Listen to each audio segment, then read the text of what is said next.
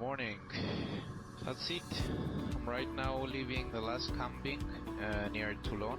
The aim today is to travel all the way up to Dijon, 5.5 hours of driving. So I will stay there for the night, and then tomorrow I'll try to make it to Amsterdam even. It's gonna be a bit challenging, but still I think I can make it. I have mixed feelings right now because I really wanna get back home, have a shower, sleep on my bed, of course. This is not about camping, right? Even at the hotels, I just want to go home. I did enjoy doing nothing basically. I was just relaxing, being with myself, my thoughts and everything. Overall, the trip went really well. I did enjoy it.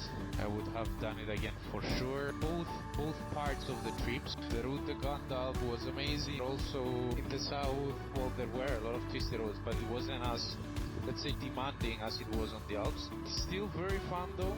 The French Riviera is simply beautiful. Let's see if on the way I'll find something interesting. Mostly drive on the motorway because I want to cover a lot of kilometers today. I'll basically do sort of half of the country today. So I'm prepared. I've downloaded some audiobooks, some podcasts.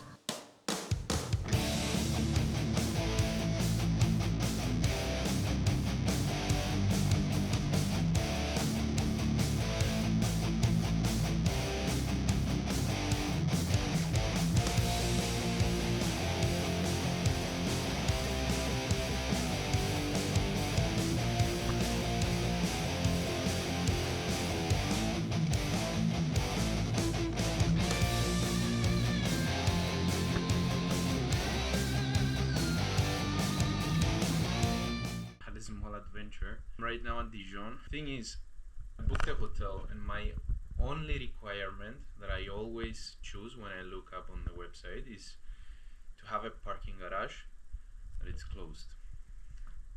So I made the reservation. I didn't pay the full fee. I paid a smaller amount. Then I go to this hotel, and guess what? There is no parking garage. I'm like, but on booking.com it says you have parking garage. And then I had a small argument there. She's like, sorry, I cannot speak English. I'm like, well, you clearly did a minute ago. But anyway, I was like, okay, thank you very much for your help, but I cannot leave my bag here. So I was standing outside. I called like 10 different hotels. Everyone was like, no, we do have a parking option, a parking spot, but it's right in the front of the hotel. I'm like, so it's public, everyone can pass by. And it's like, yeah. Like, no. 10th hotel I call. I'm like, hello, do you guys have private parking? They're like, yes. Is it closed? Yes. As in, is it covered? No. Like, okay. But she told me, but the gates close at night. There is always a person looking at the parking spot. It should be fine. I'm like, okay, I'm gonna come to your hotel then. You won. And then I was like, but there is only one requirement. I want my room to face the parking spot. She's like, okay, sure. So there you go. And tomorrow is the final trip to Amsterdam. This is the last day. I just packed my stuff from the hotel. I'm leaving now, ready to drive back to Amsterdam. The weather now, it's okay, it's sunny. It's not expected to rain. However, it will again be too hot at some point. There should be a gas station close to the hotel that I'm staying. Let's see, it says 600 meters. Oh. So today is gonna be a pretty long ride actually, because I have to travel from Dijon all the way to the Netherlands, to Amsterdam. So it's gonna be overall 7 hours, 6 hours and 30 minutes, something like this. Okay, the gas station should be somewhere around here. 100 meters. Where? Looking back on this trip, it wasn't just about the miles covered or the places I passed.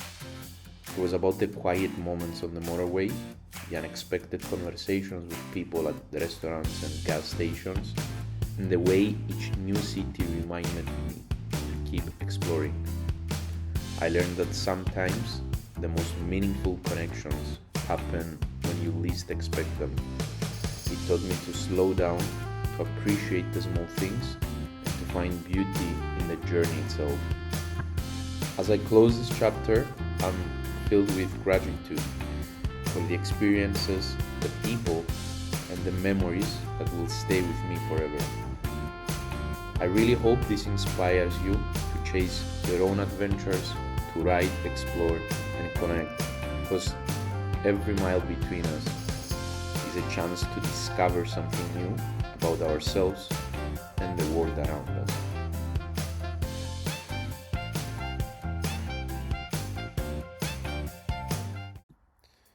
This vlog was a great learning experience for me. I realized that the sound quality was not always ideal, and I worked hard to improve it during the post-production. For future videos, I plan to invest in a proper microphone setup to ensure that I have a more clear audio. I would also like to add another camera angle to show myself along with the motorcycle point of view to make the experience more immersive for you. Also, I'll make sure in the next videos to add more clips from my interactions with people that I met along the way. Last but not least, I truly appreciate everyone who takes the time to watch my videos and give me feedback. If you enjoyed even a bit this series of videos, please like the video and subscribe to my channel. It really helps me to grow and continue sharing better adventures with you. Thank you for riding, exploring, and connecting with me. And I'll see you on the next video.